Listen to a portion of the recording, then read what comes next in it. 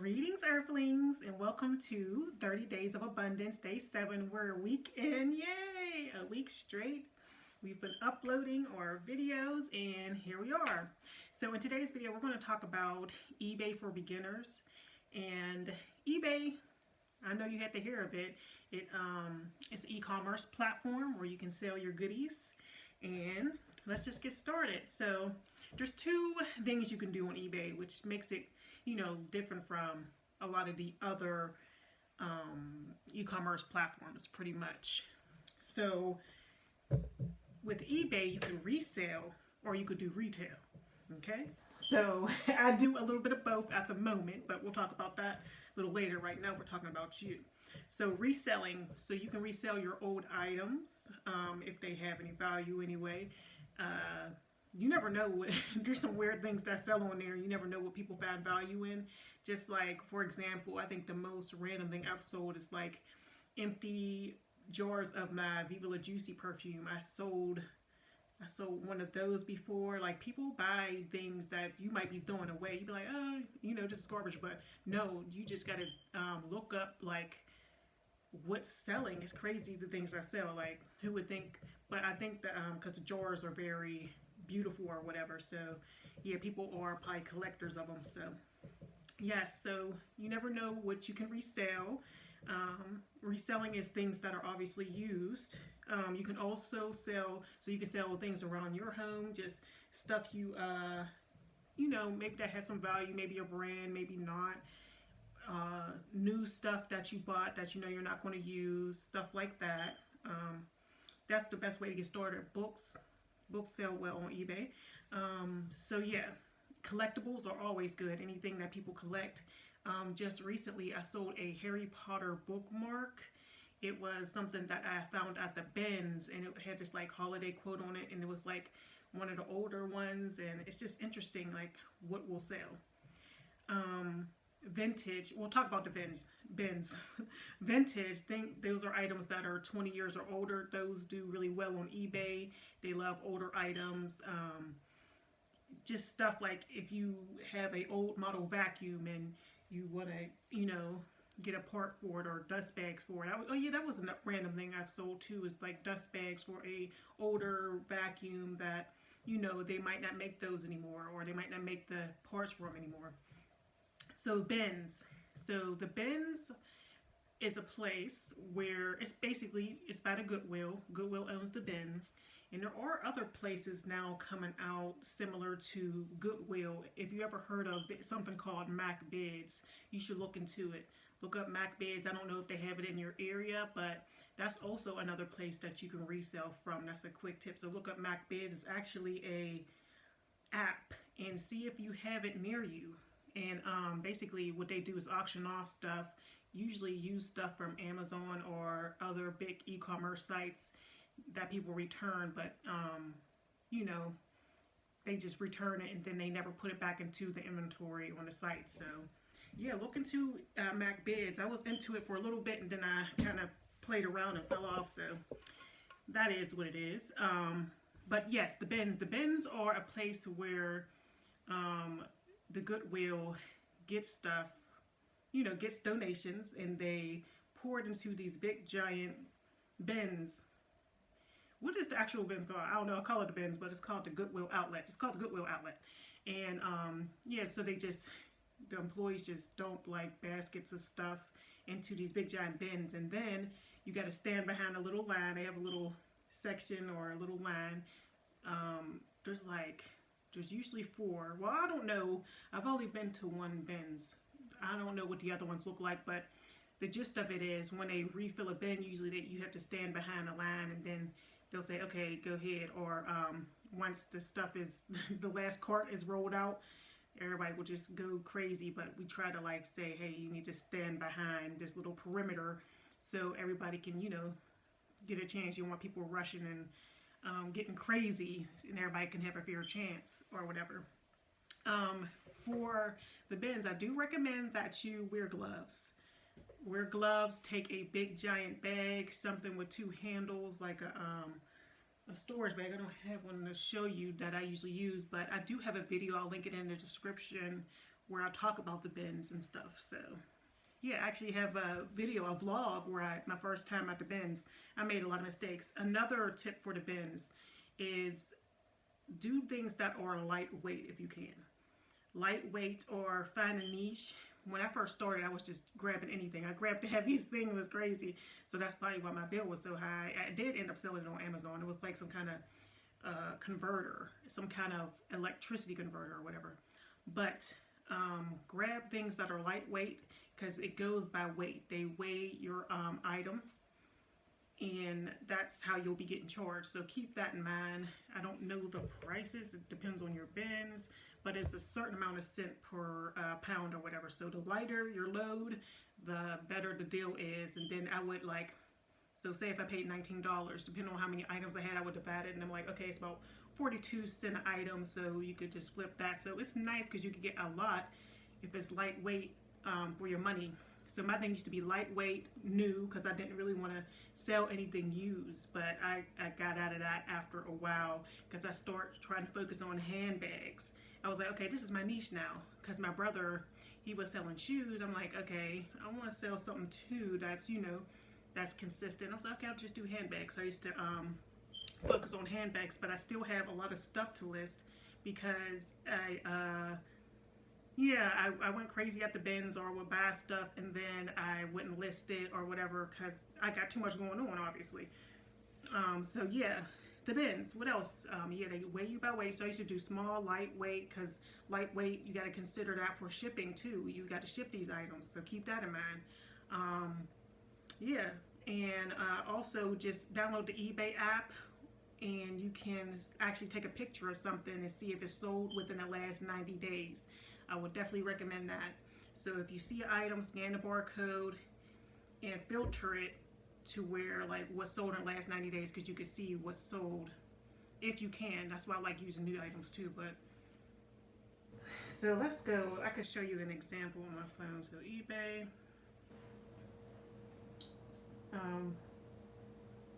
Later. So yeah, you see this little camera up here? You could take a picture of something.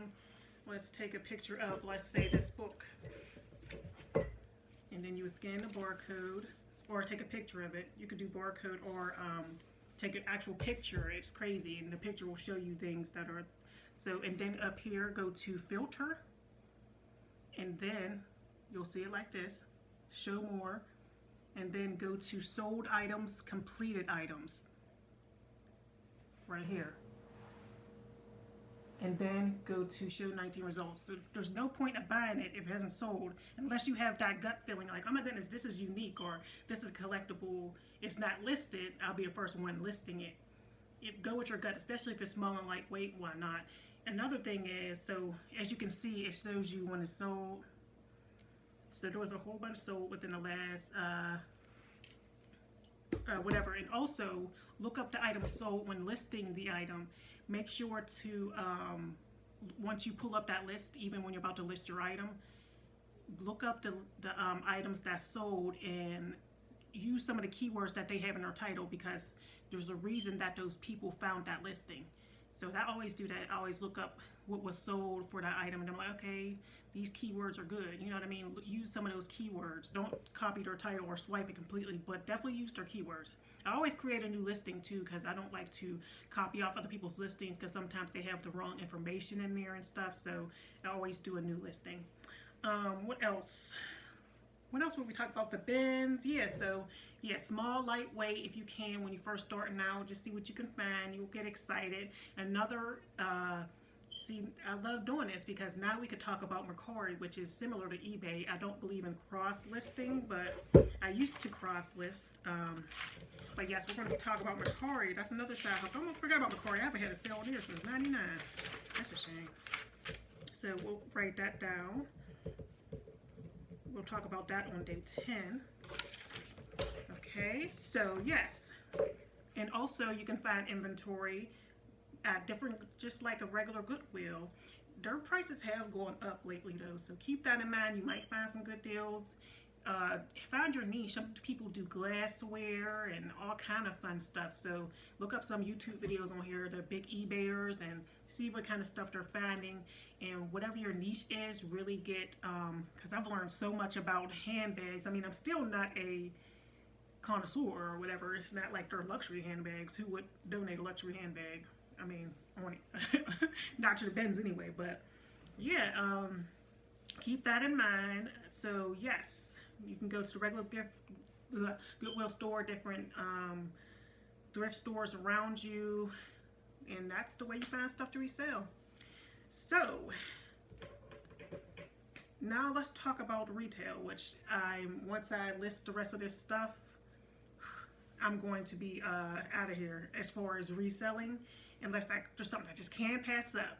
I remember I went to the store called, I know this is off tangent, but I went to the store called Gone. It's like Dick's Sporting Goods, like little chain. It's like Dick's Sporting Goods, all their extra stuff that they don't sell, it goes to that store. It's called Gone or something.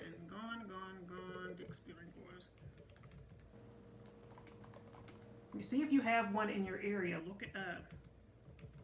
Is it called Gone? Maybe I'm thinking of something else. No, it's called Going. Okay, it's called Going, Gone. And I bought these Nike. I bought me some stuff too, but they had these Nike shorts, like workout shorts. It's like a lot of athletic stuff. So if you're into that, that could be your niche too. And they got some real good. Look on their clearance racks, and whenever you're in stores, look on the clearance rack. You can also do like retail arbitrage. So make sure you buy low and sell high. So retail arbitrage is another one. So basically you can go into retail stores and, you know, scan the barcode, look it up, or take a picture of it and look it up on the eBay app and see what it's selling for, has it sold in the last whatever, and flip it. You know what I mean? Like, get your money. So buy low, sell high. I do that sometimes, but I gotta stay out these stores, y'all, because I be buying more stuff for myself. What else? Buy wholesale. Most of the stuff I have, I would say I'll order my stuff online. I'm more of an online arbitrage, buy low, sell high, because, you know, that's just the way it is. So I do go into some stores to get some inventory, and I'm open to sourcing from all kind of places because it is a beauty supply store. So eventually it'll be nice to be able to afford to actually get some brands and, you know, buy low, sell high, you know, stuff like that, how beauty supply stores work. Buy wholesale. You could buy wholesale stuff, see if it's selling on eBay before you do it. That's my number one tip, because people just be buying stuff and they don't even know if it's sold. Make sure it's sold in the last 90 days. Make sure to do what I told you to do, because that's how you're going to know if it's likely to sell. Even if it just had one sale, that means, okay, somebody's buying this item. What else? Yeah, that's all I got to say about retail arbitrage. I mean, retail. So retail is, in my opinion, a little better because, you know, with the reselling, you got to, reselling, you know, make sure you put a lot of information in the descriptions. Take as much photos as you can. This is used items. You get a higher return rate, I feel like, with resale, because, I mean, I guess if you're listing everything, but you could still, like, I had the most headaches as far as customers. Well, actually, I don't get that many headaches, but I had the most hiccups with, you know, selling resale, because they're like, oh, this, that, this, and like, you know, it's kind of interesting. And I do offer returns because I am a top pro seller on eBay. So yes.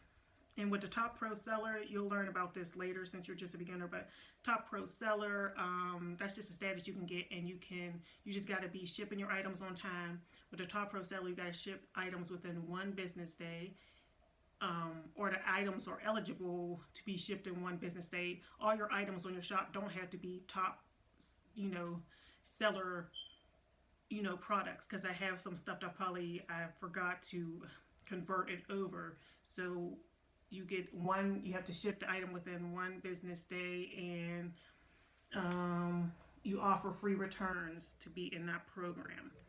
What else? The general transaction fee is about 13.25% for eBay. So that's what they're taking out for most categories. It does depend on categories too. Some are more expensive or less expensive, but the general one is $13.25. Oh, to get started, you find some inventory, whether you're reselling your own stuff or you're buying low and selling high, doing retail arbitrage, or however you get your inventory. You get it listed up there. What you'll need to get started is a scale, shipping label, packaging. I have my Amazon link below if you want to see the stuff that I use for my packaging and stuff. Another tip that I had is titles is important. Like I said, if the item's sold, make sure that, but if you have something around your house, let me just say this, just sell it because, or list it or whatever, especially if you think it, you know, even if it didn't sell in the last, whatever, because you just never know. And if it's something that's of value, I mean, what are you really losing to put it up there? Oh yeah, how much is it? I also paid the $20 because I was gonna say to list on eBay. I think they don't charge you. eBay don't charge you like Etsy. Like, it's not a charge per listing per se, unless you're in a program. $20 a month. See, I'm not really, I got too much going on as far as side hustles, because you know there are insertion fees. So I got the what's it called? Oh yeah, I have an eBay store subscription, because yeah, they do charge you for your listings. I would have to do more information on it. Let me see, starter basic. Yeah, because I have the basic plan, the $21 a month, $21.95.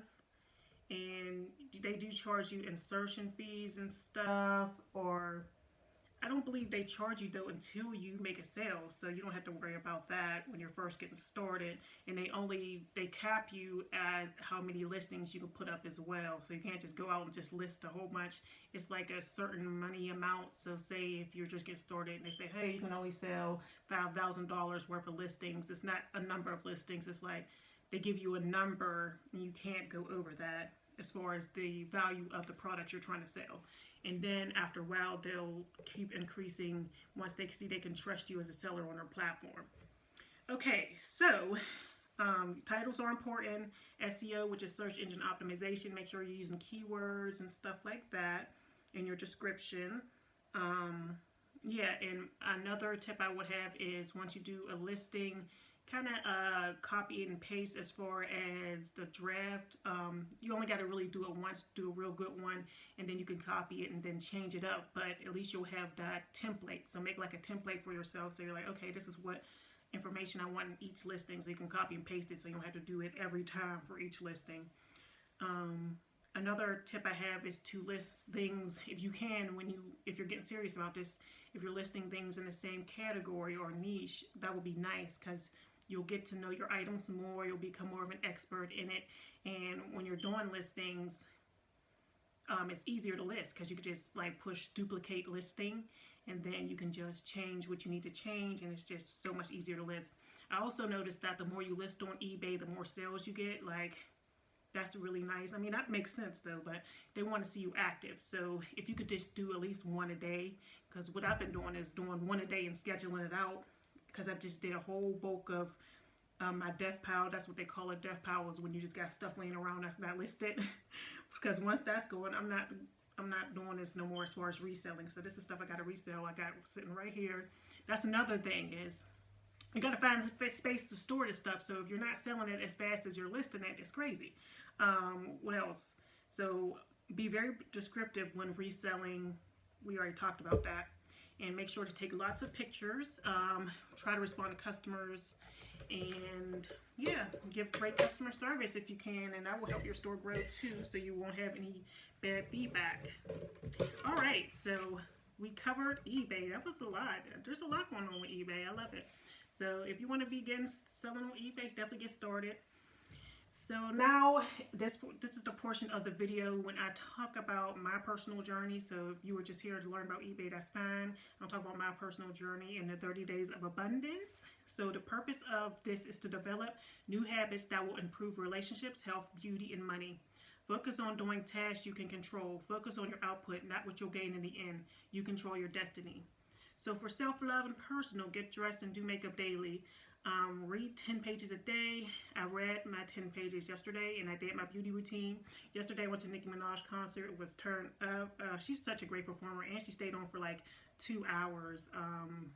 I was impressed because when I went to Ludacris, he didn't stay on long. Anyway, relationships. Step away from business at 7 p.m. daily and give undivided attention. Also, weekly date night. And we do date nights on Monday. We did the Alien movie.